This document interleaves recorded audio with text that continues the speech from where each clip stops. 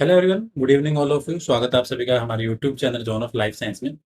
तो आज के इस छोटे से सेशन के अंदर अपन डिस्कस करेंगे कि जो अपन तैयारी कर रहे हैं आरपीएस से असिस्टेंट प्रोफेसर जूलॉजी की, जिसकी एग्जाम होने वाली है दिसंबर मंथ के अंदर। तो उसके लिए अपन क्वेश्चन प्रैक्टिस वगैरह कहाँ से करें? सबसे बड़ा सवाल यही आता है कि थ्योरी अपन बराबर पढ़ रहे हैं, लेकिन अगर जब तक अपन क्वेश्चन प्रैक्टिस नहीं करे हैं तो तब तक अपने कॉन्फिडेंस डेवलप नहीं होता। तो एग्जाम के अंदर जो लेक ऑफ कॉन्फिडेंस है उसकी वजह से आंसर्स के अंदर श्योरिटी नहीं रहती। या फिर अपन ये मान सकते हैं कि जो चीज़ें अपन अभी पढ़ रहे हैं, ठीक है? और उसके साथ-साथ अगर क्वेश्चन प्रैक्टिस नहीं हो रही, तो अपना आकलन भी नहीं हो पाता कि जो चीज़ें अपन ने पढ़ी है, क्या वो अपने क्वेश्चन प्रैक्टिस के लिए सफिशिएंट है, एग्ज़ाम के लिए सफिशिएंट है? या फिर जो चीज़ें अपन पढ़ रहे हैं, वो अकॉर्डिंग टू सिलेबस हैं? क्या या वहाँ से क्वेश्चन्स बन रहे हैं? क्वेश्चन फ्रेम उन नोट से हो रहे हैं? तो सारी बातें अपन डिस्कस करेंगे कि अपने को असिस्टेंट प्रोफेसर जूलॉजी एग्ज़ाम के लिए क्वेश्चन प्रैक्टिस कहाँ से करनी है और कौन से सोर्स हैं, कौन सी किताब हैं, ठीक है? तो कौन से पेपर्स हैं जो अपने लिए काफ़ी सफिशिएंट रहेंगे। तो ये सारी बातें आज के सेशन के अंदर अपन डिस्कस करने वाले हैं। तो देखो, अपना एग्ज़ाम होने वाला है दिसंबर मंथ में, तो अभी अपने पास जो टाइम बचता है, वो है आपके पास में। अभी ये मान सकते हैं कि अभी जुलाई तो आपका गया, ठीक है? जुलाई तो कंप्लीट हो गया। 1 सेकंड, जुलाई आपका कंप्लीट हो चुका। अब अपने पास टाइम बच रहा है अगस्त,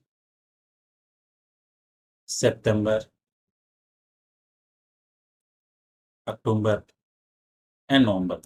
4 मंथ अपने पास। दिसंबर को अपन काउंट नहीं करेंगे क्योंकि दिसंबर में तो आपके हो सकता है जीके की एग्ज़ाम फर्स्ट वीक में आ जाए, या शायद ऐसे मान के चलो कि दिसंबर को काउंट नहीं करेंगे, ठीक है? उसके अंदर तो आपका एग्ज़ाम शेड्यूल है, तो अपने पास मोटे-मोटे तौर पे बात करें तो ओनली अपने पास टाइम है 4 मंथ, ठीक है? 4 मंथ का टाइम है। अब इन 4 मंथ के अंदर थ्योरी भी पढ़नी है, प्लस इसी के साथ-साथ अपने को एमसीक्यू प्रैक्टिस भी करनी है, ठीक है? क्योंकि बिना क्वेश्चन प्रैक्टिस किए कोई मतलब नहीं है, वही बात है। ठीक है, अकेले दौड़ते रहो कोई मतलब नहीं है, लेकिन जब आप भीड़ में भागोगे, तो अपने को पता लगेगा कि अपनी रेस की स्पीड क्या है, अपन किस पोज़ीशन पे हैं। सो वही बात है कि जब तक अपन क्वेश्चन प्रैक्टिस नहीं करेंगे, अपने को पता नहीं चल पाएगा। वरना तो अपन थ्योरी पढ़ते रहते, तो अपने को लगता है कि मुझे ये भी आ रहा है, वो भी आ रहा है, सारी चीज़ें आ रही है। बट एग्ज़ाम के अंदर जाके क्या होता है कि थ्योरी अपनी बहुत अच्छे से तैयार है, ठीक है? हर चीज़ें अपने को उँगली पे याद है, सारी चीज़ें, सारे कॉन्सेप्ट हैं, सब फंडामेंट्स सारे के सारे याद हैं। बट हुआ क्या कि एग्ज़ाम में गए, क्वेश्चन प्रैक्टिस आपने की नहीं, वो कॉन्फिडेंस आया नहीं, तो क्वेश्चन्स की लैंग्वेज को समझना, ठीक है? उसको अटेंड करना, ठीक है? वहाँ की सारी जो स्ट्रैटेजी है, तो वो सारी डिपेंड करती है क्वेश्चन प्रैक्टिस पे।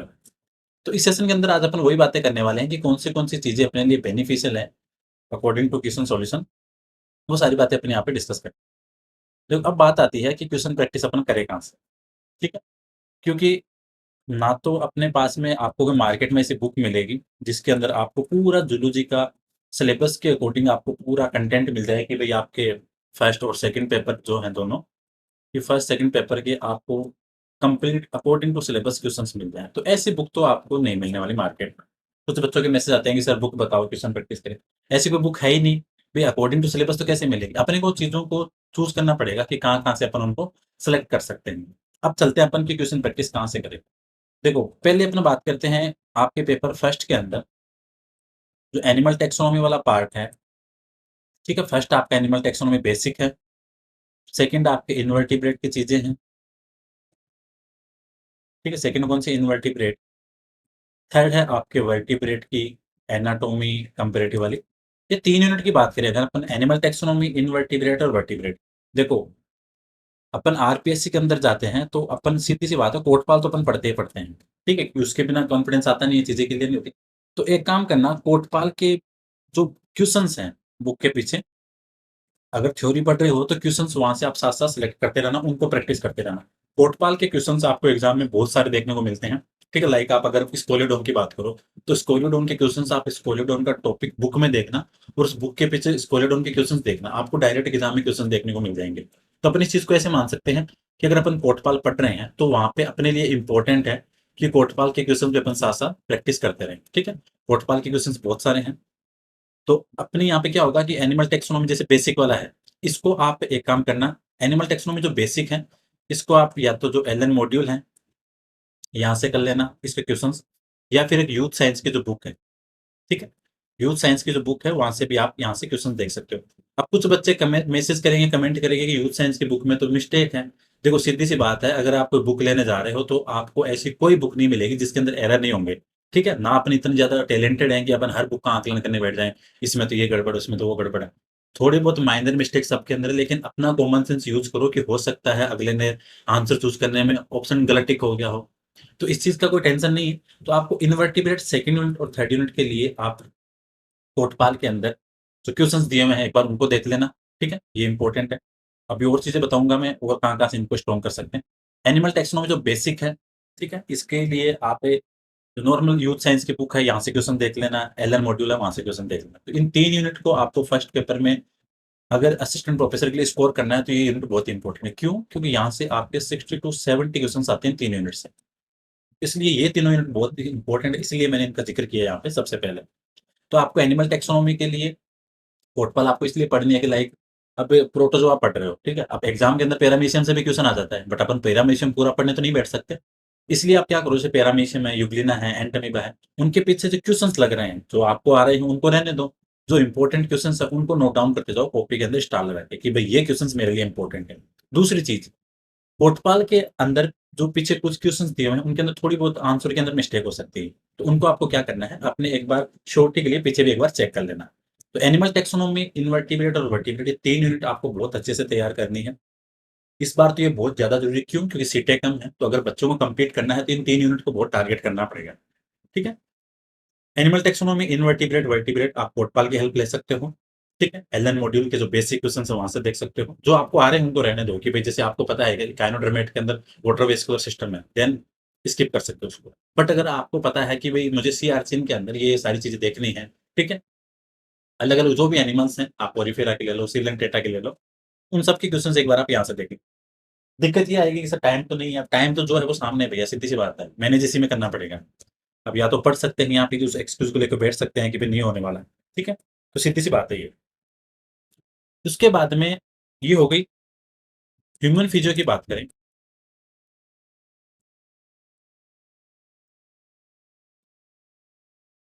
ह्यूमन फिजियो के लिए आप यूथ वाली बुक ले सकते हो, इम्पोर्टेंट है। प्लस जो आपके एलन मॉड्यूल्स हैं, उनके पीछे बहुत क्वेश्चन्स हैं, ठीक है? एलन मॉड्यूल वाले, तो जो आपको लग रहे हैं उनको मत करना, क्योंकि ऐसे तो बहुत सारे क्वेश्चन्स होते हैं। लेकिन आप यूथ साइंस वाले उनको देख लेना और एलन मॉड्यूल वाले। अभी और बताऊँगा कि और चीज़ें कहाँ-कहाँ से आपको देखनी है। हर यूनिट के अंदर आपको यूथ साइंस वाली बुक आपके लिए बेनिफिशियल रहेगी, प्लस एलन मॉड्यूल्स हैं, उनके क्वेश्चन्स इंपॉर्टेंट रहेंगे, प्लस एक आईएफएस की बुक आती है, ठीक है? तो यहाँ से भी आप क्वेश्चन प्रैक्टिस देख सकते हो हर यूनिट की। अब बात आती है टूल एंड टेक की, तो इसके लिए आपको कोई स्पेसिफिक ऐसी बुक मिलने वाली है नहीं, जहाँ पे आपको अकॉर्डिंग टू सिलेबस क्वेश्चन मिलने वाले हैं। लाइक आपको सेल बायो के मिल जाएँगे, इकोलॉजी के, इवोल्यूशन के, ये सारे के सारे मिल जाएँगे आपको यूथ साइंस के अंदर, एल-एन वाले के अंदर, आईएफएस के अंदर। और टूल टेक का लिमिटेड कंटेंट मिलेगा आपको आईएफएस के अंदर, तब वहाँ से देख सकते हो। इसके अलावा ज़्यादा कुछ रिसोर्सेज़ है नहीं, बस थ्योरी अच्छे से कवर करो, ठीक? इथोलॉजी आपको यूथ के अंदर नहीं मिलेगी। इथोलॉजी के मैंने लेक्चर अपलोड कर दिया, इसके मैं 100 टू 200 क्वेश्चंस मैं खुद प्रैक्टिस करवा दूँगा, और 99% चांसेस रहेगी यहाँ से आपको क्वेश्चंस देखने को मिल जाएँगे, ठीक है? बाकी आप आईएफएस वाली बुक है, क्योंकि इसके अंदर क्या है, इन्होंने पेपर डाल रखे हैं, तो वहाँ से देख सकते हो। एक चीज़ ये हो गई, ठीक है? इवोल्यूशन इकोलॉजी आप यूथ वाले से देख सकते हो, ठीक है? स दूसरी बात फिर आती है आपके सेल जंक्शन वाली यूनिट, सिग्नलिंग वाली, ठीक है? प्लस आपके कैंसर बायोलॉजी वाली। इनको आप आईएफएस की जो बुक है, एक बार वहाँ से देख लो, ठीक है?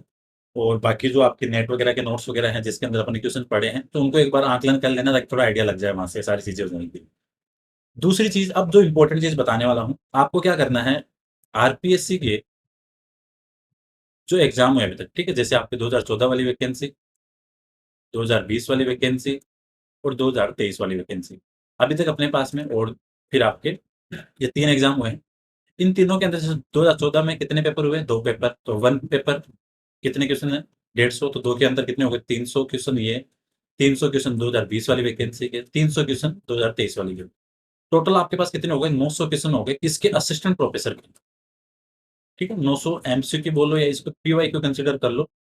इन 900 पीवाईक्यू को आप एज़ ए एमसीक्यू प्रैक्टिस के लिए इनको सोल्व करो। फिर 900 क्वेश्चन्स में से हो सकता है एग्ज़ाम में आपको अगर 30 से 40 क्वेश्चन डायरेक्ट देखने को मिल जाएँगे, ठीक है? तो आपका तो काम हो सकता है, क्योंकि चीज़ें क्या है, कई बार कोरिलेट होती है आपस में। जैसे इथोलॉजी है, इथोलॉजी में बहुत सारी चीज़ें वापस रिपीट होती है। टेक्सोनॉमी वहाँ से होती है। तो इनको क्या करना है आपको, वहाँ से एक बार आप हेल्प ले सकते हो, काफ़ी बेनिफिशियल चीज़ें हैं। तो आपको सबसे इम्पोर्टेंट है हर किसी चीज़ पे जाने से पहले आपको एक बार ये काम करना है कि आपको आरपीएससी की साइट पे जाना है, पेपर डाउनलोड करने हैं, उनके आंसर की मैथ्स करनी है और एक बार क्वेश्चन आप सॉल्व कर लेना, उनके फाइनल आंसर की के द्वारा, ठीक है? अभी 23 वाली की आई नहीं है, बट जो एक बार आपके पास प्रोविज़नल आंसर की आप उसकी हेल्प ले सकते हो। यहाँ से आपको बेनिफिट मिल जाएगा। तो 900 क्वेश्चन्स बहुत होते हैं, ठीक है? बाकी एमपीपीएससी असिस्टेंट प्रोफेसर की एग्ज़ाम हो गई अभी 2, ठीक है? एमपीपीएससी इसका एक पेपर लगा 2024 में और एक लगा 2025 में, ठीक है? तो यहाँ भी आपके कितने क्वेश्चन हैं? टोटल 300 क्वेश्चन हैं। तो अगर 1000-1200 क्वेश्चन अगर आप प्रैक्टिस करके जा रहे हो, ठीक है? और वो भी आपके ऑथेंटिक बोर्ड के लाइक आरपीएससी और एमपीपीएससी, तो फिर आपको इधर-उधर की ज़्यादा चीज़ों में कन्फ्यूज़न होने की ज़रूरत नहीं होती। तो आप एक बार पहले के पेपर ज़रूर देखना, ठीक है? शॉर्ट एंड स्वीट अगर बात करें तो आप एक पीवाईक्यू देख लो, ठीक है? प्लस आप यूथ साइंस की जो बुक है, वहाँ से प्रैक्टिस कर सकते हो। थोड़ी बहुत जो मिस्टेक है, उसको खुद कॉमन सेंस से यूज़ करो कि भई गड़बड़ हुई कैसे? हो सकता है आपको करेक्ट करना हो, तो उसको खुद करेक्ट करो ताकि आकलन खुद को हो जाएगा, ठीक है? आईएफएस के जो क्वेश्चन्स बुक है, उसको देख लो, ठीक है? टाइम हो तो एल्डन के जो क्वेश्चन्स है, वो देख लो। इतने क्वेश्चन्स बहुत हैं, ठीक है? ज़्यादा टाइम नहीं खराब करना कि पूरे-पूरे दिन लेके क्वेश्चन्स बैठे रहें। थ्योरी का रिवीजन कंप्लीट करो, ठीक है? जितना थ्योरी का रिवीजन होगा, वो ज़्यादा इम्पोर्टेंट है। हाँ, बस साथ-साथ क्वेश्चन प्रैक्टिस करते रहो। क्वेश्चन प्रैक्टिस के अंदर आपको पीवाईक्यू बिल्कुल नहीं छोड़ने हैं। इनको अच्छे से तैयार कर लेना। पेपर किसी को नहीं मिल रहे हों, तो मेरे पास हैं, वो आपको मैं साथ शेयर कर दूँगा। एक बार आप वहाँ से देख लेना। तो क्वेश्चन प्रैक्टिस करना बहुत मस्ट है हर यूनिट के लिए, ठीक है? तो मैंने दोबारा बता देता हूँ, एनिमल टैक्सोनॉमी वाली चीज़ों के लिए आपको कोटपाल है और आईएफएस की जो बुक है, वहाँ से क्वेश्चन देख सकते हो आप, ठीक है? कोटपाल आपको पढ़नी है एनिमल टैक्सोनॉमी के लिए, ठीक है? और एनिमल टैक्सोनॉमी के अंदर जैसे आपकी यूनिट फर्स्ट है पेपर फर्स्ट में, पेपर फर्स्ट, उसके अंदर यूनिट फर्स्ट है, ठीक है? यूनिट फर्स्ट में आपको सिर्फ़ 2 या 3 घंटे की एक लेक्चर के अंदर इसको पूरी करवा दूँगा और इस क्वेश्चन्स और या थ्योरी पूरी की पूरी इस लेक्चर से बाहर नहीं जाने वाली, ठीक है? Unit first. यूनिट सेकंड की बात करें, उसके अंदर आपकी जो मैं यूनिट फर्स्ट के बाद में एक लेक्चर और देंगे, इसके अंदर आपके 3 या 4 लेक्चर होंगे यूनिट सेकंड के सिर्फ़। उसके अंदर आपके प्रोटोज़ोआ से लेके काइनोडर्मेटा तक जितनी चीज़ें हैं, वो सारी की सारी कवर हो जाएगी। यूनिट थर्ड की बात करूँ कंपैरेटिव एनाटॉमी की, तो वो मैंने अभी चालू कर रखी है जो कंप्लीट होने वाली है। इथियोलॉजी मैंने करवा दी है थ्योरी आप वहाँ से देख लेना, क्वेश्चन्स मैं खुद करवाऊँगा। ह्यूमन फिजियो के मैंने क्वेश्चन्स करवाए हैं 300 एक बार उनको देख लेना। मॉलिक्यूलर बायो के आज ही क्वेश्चन सीरीज़ स्टार्ट की है, तो वहाँ से आप देख सकते हो।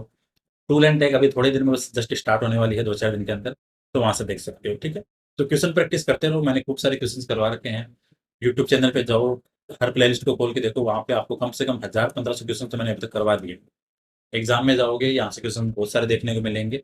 तो सबसे इम्पोर्टेंट चीज़ वही है कि पीवाईक्यू पे टोटल टाइम स्पेंड करो एक बार एज़ ए क्वेश्चन प्रैक्टिस के लिए, ठीक है? लाइक आप अगर 2 घंटे लेके बैठे हो, तो 2 घंटे शिद्दत से उन क्वेश्चन को पूरा सॉल्व करो, ताकि थोड़ा आइडिया लग जाए आपको, है ना? तो काफ़ी इम्पोर्टेंट चीज़ें हैं, वहाँ से क्वेश्चन प्रैक्टिस करो। बाकी ज़्यादा टाइम थ्योरी को दो, टाइम कम बचा है, 4 महीने हैं, ठीक है? तो वहाँ से करो। प्लस जीके की बात आती है, तो जीके को ज़्यादा हल्के में नहीं लेना है, ये बात मैंने पहले ही बोली, अभी बोल रहा हूँ। सीट कम है, ठीक है? सीट का नंबर बहुत कम है, कैटेगरी सीट है नहीं, तो वो बच्चे भी तैयारी करेंगे जनरल में आने के लिए, तो ओ ओवरऑल अपन ये मान सकते हैं कि इस बार कॉम्पिटिशन बढ़ने वाला है। तो इस बार जीके में अगर आप 15-20 नंबर लेके बैठे हो, तो उससे काम बिल्कुल नहीं होने वाला है, वो पहले ही माइंड से निकाल देना, ठीक है? 30 नंबर, 35 नंबर का टारगेट करोगे, तब जाके कोई 25-30 के पास आओगे। ये बात चाहे आप एज़ ए पॉज़िटिव मानो या फिर इसको नेगेटिव मानो, बट आपको ये चीज़ एक्सेप्ट करनी पड़ेगी। जीके में इस बार स्कोर करना ही पड़ेगा। सब्जेक्ट में कर रहे हो, सब पढ़ भी लेंगे, ठीक है? लेकिन जो जीके वाला पार्ट है, पहला पेपर, अगर आप इधर ही 5-7 नंबर लेके बैठे हो, तो फिर आप चाहे सब्जेक्ट में 90 ले आओ, क्या ही फ़र्क पड़ेगा? सीटें कम हैं, तो ऑब्वियस सी बात है कट ऑफ भी बढ़ेगी। सारी चीज़ें हैं, कॉम्पिटिशन है, तो जीके पे अच्छा टाइम दो, उसकी भी प्रैक्टिस वगैरह करो। ज़ूलॉजी के लिए आपको वही बात है, पीवाईक्यू करो, पोर्टफॉल के पीछे जो क्वेश्चन है उनको सोल्व करो, यूथ साइंस के अंदर जो क्वेश्चन्स हैं उनको करो, आईएफएस ने जो एक्सप्लेनेशन कर रखी है वहाँ से देखो, टाइम हो तो एलन मॉडल के भी देखो। बाकी बस इनके ज़्यादा इधर-उधर मत भागो, थ्योरी पे थोड़ा टाइम दो, बार-बार रिवीजन करो। ठीक है, अब मैं बताऊँ कि सबसे ज़्यादा क्वेश्चन्स आपको देखने को कहाँ मिलेंगे? फर्स्ट पेपर के अंदर एनिमल टैक्सोनॉमी वाला जो पोर्शन मान सकते हैं अपन, वर्टिब्रेट, इनवर्टिब्रेट, या इसको ऐसे बोलें कि जो unit first, unit second, unit third first paper में 60 से 70 क्वेश्चन इधर से लगा लेना सीधे-सीधे।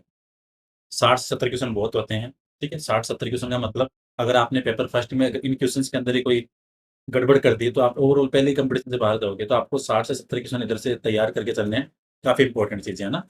एनिमल टेक्स्ट में बहुत स्कोरिंग है। दूसरी चीज़ पेपर सेकंड के अंदर tool and take 40 to 45 questions, ठीक है? घुमा फिरा के इतने क्वेश्चंस मिलेंगे। ह्यूमन फिजियो, ये 3-4 जो चीज़ें हैं बहुत स्कोरिंग है। ठीक है, होता क्या है कि इकोलॉजी, इवोल्यूशन के अंदर पर ज़्यादा गड़बड़ करने के चांसेस नहीं होते। जो नए क्वेश्चन होते हैं वहाँ पर थोड़ा फँसते हैं। लेकिन ये जो चीज़ें हैं, यहाँ नए क्वेश्चंस भी बनते हैं, ठीक है? कॉन्सेप्चुअल भी हैं, थोड़े टफ क्वेश्चंस भी हैं, तो और स्कोरिंग भी है। सबसे बड़ी बात ये है, भाई 60-70 क्वेश्चन ये हो गए और 40-45 ये हो गए। कितने हो गए? आपके 130 समथिंग तो यही क्वेश्चन हो गए। क्वेश्चंस कितने? 300, तो आधा पोर्शन तो आपके इन 2-3 यूनिट का ही है। इसलिए इनको अच्छे से तैयार करो, ट्यूशन प्रैक्टिस करो, ठीक है? बाकी जो भी कोई डाउट हो, सजेशन हो, ठीक है? और अपना जो John of life science Telegram channel है, ठीक है? टेलीग्राम चैनल इसी नाम से है, यहाँ से आके आप हेल्प ले सकते हो। कोई डाउट सजेशन हो तो 8386 012535 पे कॉन्टैक्ट कर सकते हो, ठीक है? बाकी डेली वीडियो अपलोड हो रहे हैं, उनको देखते रहो, ठीक है? सारी चीज़ें आपको मिल रही है अकॉर्डिंग टू सिलेबस। जो-जो चीज़ें इंपॉर्टेंट है, स्कोरिंग है, मैं उन्हीं को करवा रहा हूँ पहले, उनको देखते रहो, ठीक है? सो होपफुली ये वीडियो थोड़ा हेल्पफुल रहेगा आपके लिए, थोड़ा आइडिया लगेगा। बाकी तो देखो असिस्टेंट प्रोफेसर लेवल के बच्चे हैं, सब मैच्योर हैं, सबको पता है किधर से क्या पढ़ना है। बट एक थोड़ा-सा रहता है ना कि वो अगर थोड़ा-सा ऐसा हो कि इधर से थोड़ा आइडिया मिल जाए कि कौन-सी चीज़ें थोड़ी सही रहेंगी, तो उसके अकॉर्डिंग ये वीडियो आपके लिए इंपॉर्टेंट रहेगा, ठीक है? अपने थोड़ा कॉन्फिडेंट डेवलप करने के लिए क्वेश्चन प्रैक्टिस करना सबसे ज़रूरी है। होता है ना ये कई बार बच्चे देखते हैं जो थ्योरी बहुत पढ़ते हैं बट एग्ज़ाम में जाके फेल हो जाते हैं, इसी वजह से क्योंकि क्वेश्चन प्रैक्टिस नहीं होती। सो उसके अकॉर्डिंग ये सेशन इंपॉर्टेंट रहने वाला है। कोई सजेशन या कुछ, ठीक है? कुछ भी हो करेक्शन वगैरह तो आप मुझे बता सकते हो, ठीक है? कोई सुझाव चाहिए, कुछ हेल्प चाहिए तो टेलीग्राम चैनल वहाँ से भी मैसेज कर सकते हो, बाकी कॉन्टैक्ट नंबर है। So thank you so much for watching session, मिलते हैं नेक्स्ट सेशन में।